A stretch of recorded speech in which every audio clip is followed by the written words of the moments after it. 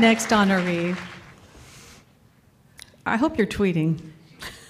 Yes, thank you, Christine. Christine Pelosi is tweeting about the League's event tonight. I love it. Okay, thank you. She has been a political activist, and she was being escorted around in a stroller, and I'm sure you probably saw some of those baby pictures, and she knows politics from grassroots. She really does. She conducts leadership boot camps based on 2 books she has written on basic training for future leaders. Her books emerged from her service with Congressional Candidate Boot Camp, which worked with about 120 challengers over a 6-year period. 32 of those were elected to Congress, so it works. Ariana Huffington said Christine Pelosi is a sharp and knowledgeable drill sergeant looking to whip our democratic process back into shape. Christine has served as Assistant District Attorney for the City of San Francisco and Special Counsel for the U.S. Department of Housing and Urban Development. Her next book, Women on the Run, is going to be released next year in 2014. Her many interests are rounded out by her avid loyalty to the San Francisco Giants. Yay! Okay, in addition to just hanging out here, she serves on the Giants Community Fund Board of Directors and tries hard not to miss a game. That's a lot of games. So it gives me great pleasure to introduce you to Christine Pelosi.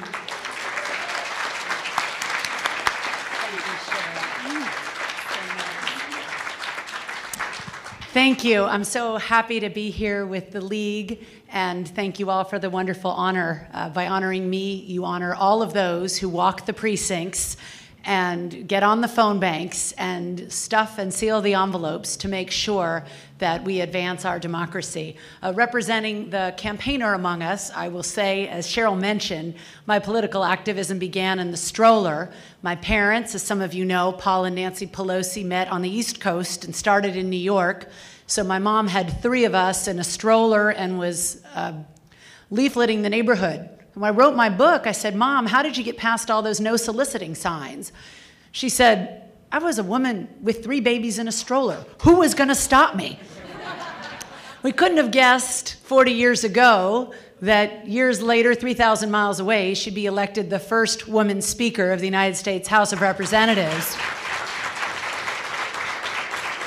But that's politics. It's not a great leap to power. It's the steps that you take with your neighbors for your values along the way. It's all those forums you go to by the suffragists of the League of Women Voters where you learn what's on this ballot measure. Why am I deciding this? Isn't this your job, legislators?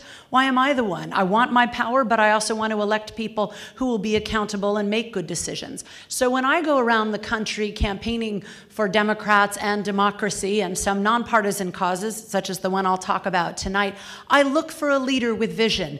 I look for the vision that we saw in Bonnie. I look for people who invest in other people like Nancy Fund. I look for people who have the drive to fake it till you make it, as Nancy talked about, and accept those challenges. And just keep remembering you're just as good and strong as you think you are. And of course, somebody like Naomi, I stand on the shoulders of my grandmothers. So I want to tell you quickly this story, and that is when I graduated from law school here at Hastings, I got an award from the California Bar Examiners. After I passed the bar, they send you this beautiful invitation, and you think, oh, this is great, this is exciting. So I called my girlfriend, Kimmy Burton, and I said, Kimmy, I got this great embossed invitation to this wonderful event. She said, it's a cattle call. There's 1,000 people, your family can barely see you. And I thought, well, I'll send it to my grandmother anyway. I mean, she won't come, she's in Baltimore, but maybe she'd like to just get the invitation. So I get this note back a couple weeks later, and she says, how proud I am to see you accomplish what I could not 55 years ago. See, my grandmother had gone to night school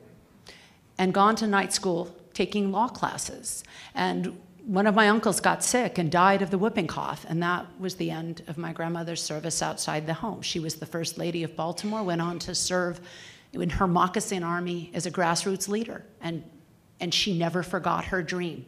And it wasn't until I got that letter that I realized I was carrying my grandmother's dream. And so I would encourage all of you out here, remember the people whose dreams you're carrying into the future. Many of us still are the only woman or the only person of color or the only gay person or the only woman of color in a room of powerful decision makers. It is an awesome thought to think that we will have a woman president who will be commanding that table. And we know that when we have a woman president, Hillary Rodham Clinton, I hope you're listening, she will be president because of the work that the suffragists have done. I'm so excited to be here with my goddaughter, Alana, with my beautiful, wonderful husband, Peter Kaufman, who's an amazing filmmaker and an amazing partner, and my wonderful, handsome brother, Paul Jr., who's also here.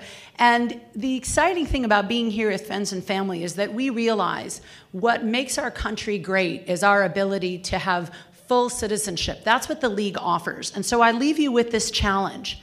The biggest challenge we have right now facing our country, and we saw this happen after the tragedy in Boston, is that some people will use a tragedy and realize that our common humanity brings us together, and use that as an opportunity to serve and to grow closer to their spirituality and to their community. And others will use that as an excuse to say the world is an evil place and we need to separate ourselves from each other, and we need to erect barriers around each other, and we need to erect American barriers away from immigrants. And I would say to you tonight that the large challenge we have facing the League and facing our city, facing our country, is the challenge we have to welcome our newest Americans as full Americans, to give a full path to citizenship to our Americans who are living in the shadows, to bring them out of the shadows and make them full-class,